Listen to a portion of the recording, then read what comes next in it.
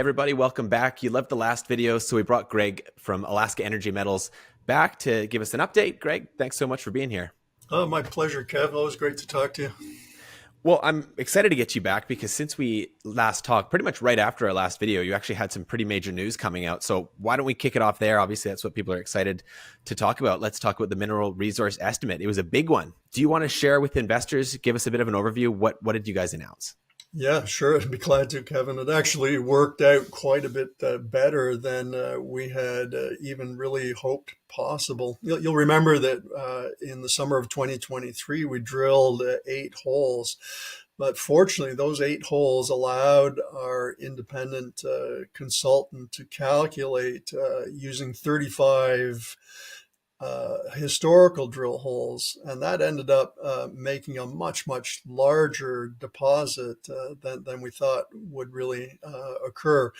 And so, and not only that, it moved a bunch of the resource into the higher confidence indicated resource category. We had 3.9 million pounds of nickel now documented at the indicated resource, and 4.2 billion pounds of nickel in the lesser confidence inferred resource category. Now, I can't really combine those two, but a quick person could do the math. I mean, obviously, we're looking at over 8 billion pounds. You said million the first time. Yeah, 8 billion pounds. So, okay, we're talking significant numbers. It's Wow. a lot of nickel. And so that's great. It's a large deposit already with just one drilling program. But what was especially notable, 2 other points. One is that the strip ratio, that is the amount of waste rock that would have to be removed to get to the valuable rock, dropped a lot from our initial estimate all the way down to 1.5 to 1, which is great. But the best news of all was that we clearly documented that there is a higher grade core zone to the deposit that potentially could be mined early in a mining sequence, resulting in more rapid payback and better project economics without having to remove any waste rock to get at it. So I think that's a really important feature that came out of this resource update. Well, congrats to you guys. And that happened directly after our last video. So I had to get you back to get into that. Yep. No, we're really happy. We've made tremendous progress in just 1 year of operation. And for anybody watching that wants a refresher on what that means and how a mine actually advances, I'm going to link it above. In our last discussion with you, Greg, you actually gave us an awesome overview. So I'd encourage people to watch that. And let's maybe go backwards a little bit, because some people watching this will be watching it for the first time. So now that we've kind of piqued the interest with this latest announcement, which is eye-popping, give us a little background, just a quick elevator pitch. Someone doesn't know your company. What's Alaska Energy Metals all about? Sure thing. Well, we're a new company, only a year old, right about now, that we formed the company around the Nikolai Nickel Project in Alaska. So it's a new company, but one with which I have a long history. I was first as a young geologist employed by Inco, one of the biggest nickel companies in the world at the time, and we found nickel back in the 1990s. I was able to reacquire the prospect, which we can now call a deposit of pretty major proportions. Yeah, certainly. So this was a deal long time in the making. Back to the mineral resource estimate. When we were last talking, if I have the number correct, I want to say it was at about 1.5 billion pounds. Now we're talking 8 billion pounds. That's obviously orders of magnitude bigger. I remember we were discussing a bit about Canada Nickel, the size of their deposit, and it seems that you're catching quickly on what is a very large deposit. Correct me if I'm wrong, they're about 13 billion pounds. Is that right? That's correct. I think Canada Nickel is a really good peer comparison for our company. And with just one more drill program, I think we'll be able to catch up to Canada Nickel in terms of the size of our resource. So far, and I think this will continue to be the case, our grade or concentration of metals is higher than Canada Nickel. And especially important is that we've identified that there is a higher grade core to our deposit that we would be able to pursue early in the history of a mine, which will really help with the early stage economics and overall economic viability of the project. I think about Canada Nickel a lot, and I see they're several years ahead of us, but their market cap is measured well over $200 million. Ours is only $30 or $35 million. So I think there's potential to catch up in a lot of ways in terms of size, grade, and value of our company.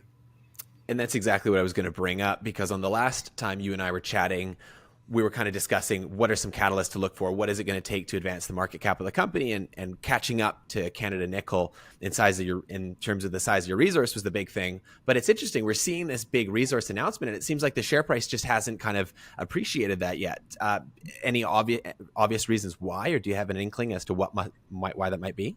Sure. Well, this is quite the business we're in, mineral exploration and development. It's hard to find a brand new mineral deposit, but it seems like you also have to find it at the right time when the commodity price is high to garner strong investor interest in the shares. And right now, the price of nickel is being depressed over the last year while we've been developing this great big nickel deposit. So that's the headwind that we face right now. It seems like Indonesia has been able to ramp up its nickel production to meet nickel demand, which has actually never been higher.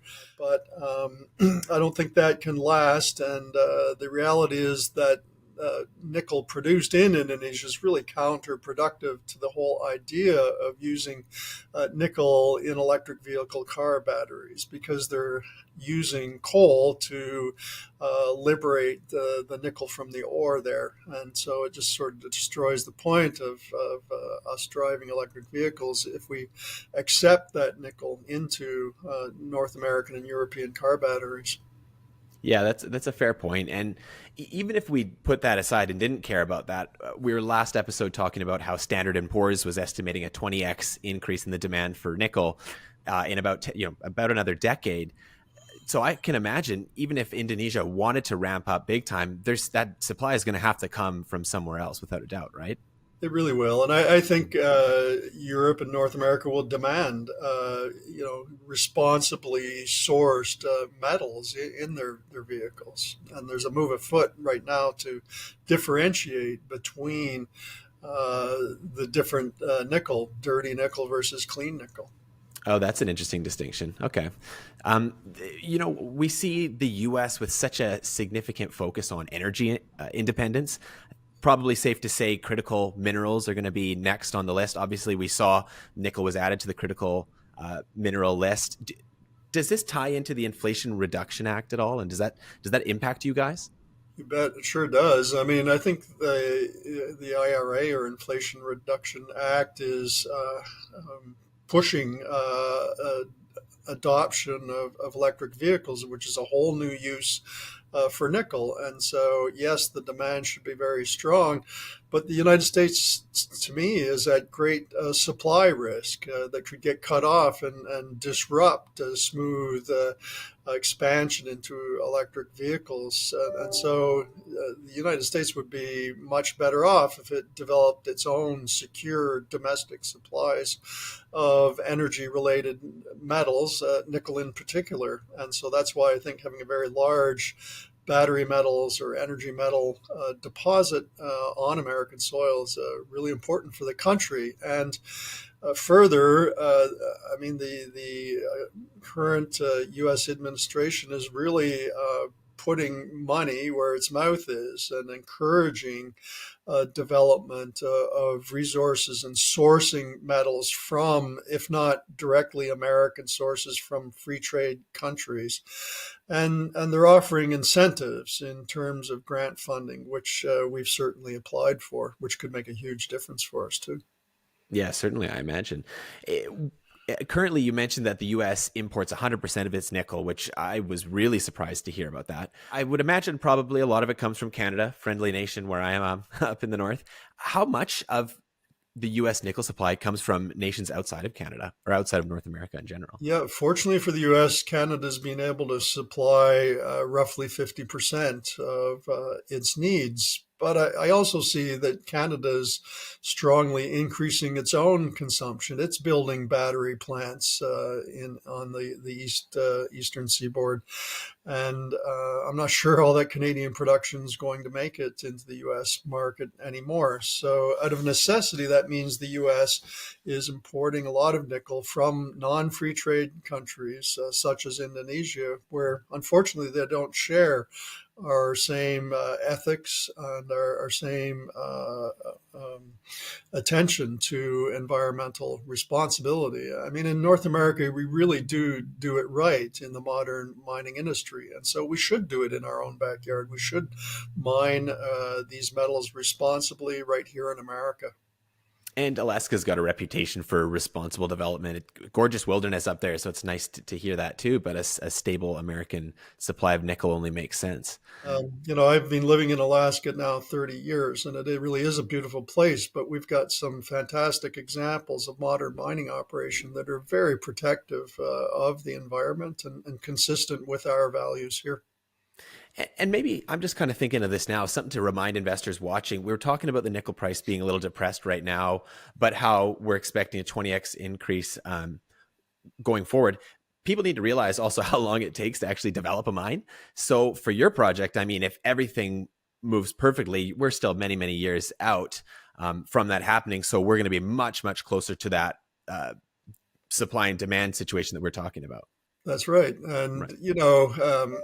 in some ways, it's a contrarian play to buy our shares now. The price of nickel's low, but it's not always going to be low, especially in the face of the enormous demand projections. And so you've invested in mining stocks for a long time. And so, it's best, since it's such a cyclical industry, to buy low.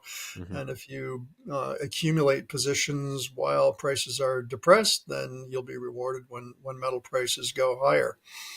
I mean, there's few things with that kind of leverage to like the positive movement of a resource. It's not many stocks you can buy where you can open up your app one day and see like a life changing movement. It can be exhilarating. I'll say that. Right.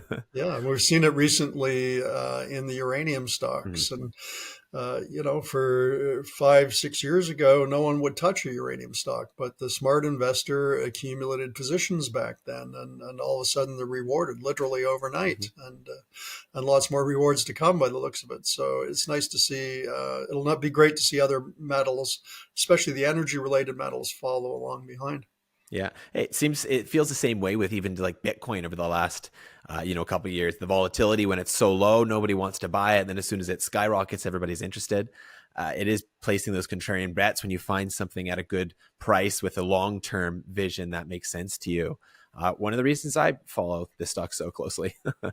um, why don't you talk us through the next, I guess, year, or at least to the end of the year? What does the rest of this year look like for you guys? What's the roadmap? Sure. Well, we've announced our resource now ahead of time, much larger than we'd been predicting. But the follow on that, then importantly, is how much of that metal is in recoverable form. And so we've got that work underway right now. We'll publish that in May. The initial results are looking fairly good in terms of at least we know that the nickel and the other metals are in potentially recoverable forms primarily, but we have to do that bench scale testing to get an idea of just how much of the metal would be recovered in a standard sort of processing arrangement.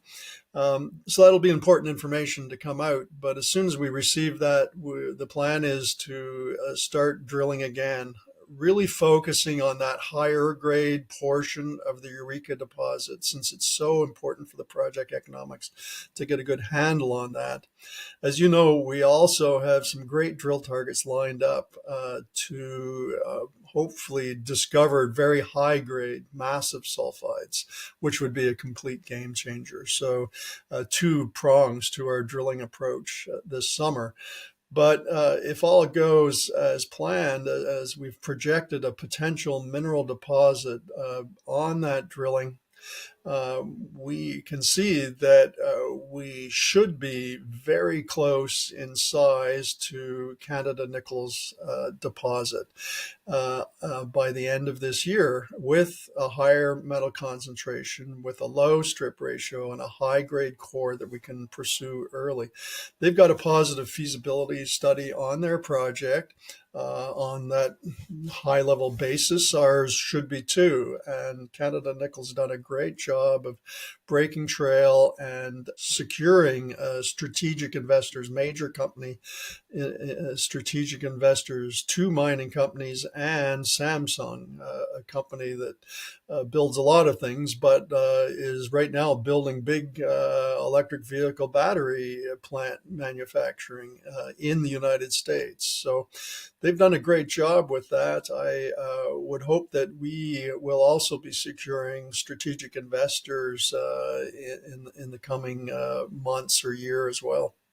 When it comes to securing a strategic investor, I'm just curious, is there a certain stage in the process that you need to reach before they consider it, or is it something else? Not necessarily. I know our company is already on the radar of some strategic investors. They like to see the project be de-risked a little beyond where ours is right now, though, just a couple of weeks ago, we made that first big step of producing a bona fide resource in the ground, an official report conducted by an independent third-party consultant that signs off on the contained metals. So we've hit that first milestone, which will get us on the radar of strategic investors. But it's a time-consuming process. It'll take months to talk to various companies and ultimately to form an agreement. I saw with Canada Nickel that they had the first major strategic investor about 18 months before they produced their feasibility report, but then two other major strategics came in right after their positive feasibility report was published. So that's the sort of target area. And we'll begin those economic studies at the end of this year with an eye to completing the first assessments by the middle of next year. And you mentioned summer drilling. Are we talking July, August is when most of it's happening, or can you get started sooner than that out No, there? we can start earlier than that, probably around the first part of June, and get all the way through till early October. Okay, so it's a fairly long season up there. Nice. Yeah, yeah. Once we stick to the summer just because it's easier and cheaper. But once we're really drilling off at a closer spacing, an ore deposit, then we can go right through the year if we need to. I imagine the climate's probably fairly similar to British Columbia, more like just wet than freezing. No, this is in the central part of the state, and Oh, so it gets pretty darn quite cold cold. there in the winter. There's pretty high snowfall at times, but there's other mines in the area, and it's really no different than Yukon or northern British Columbia, interior northern British Columbia. Right, fair enough. Throughout the course of this interview, we've touched on many reasons that an investor should consider your stock, but just I always like to conclude final message home to investors, just a few bullet points of why somebody watching this video would consider opening up a position in your stock right now, which, as a reminder, is AEMC.V in Canada. If you're American, AKEMF. So, Greg, what Right. would you say? Yeah. Well, in a nutshell, we've established that we have a very large resource of nickel with other metals like cobalt, copper, platinum, and palladium, and chromium to go with it. And it's in the United States, a secure domestic supply, but it's particularly attractive for a number of reasons, which include particularly the high grade core to the deposit, the very low strip ratio that we would have. That's to say, we don't have to move much waste rock to get at the valuable rock. And the fact that we have the potential to discover very high grade, massive sulfide nickel, which would really be a game changer for the company. Excellent. Well, guys, we're going to have Greg back. Like I've said before, though, make sure you watch the first video. That was an excellent overview. It was a very educational video. Greg, you're a busy guy. You got lots going on. Thanks so much for taking the time. We always appreciate it. Hey, Kevin, I'm very happy to update your followers and your shareholders.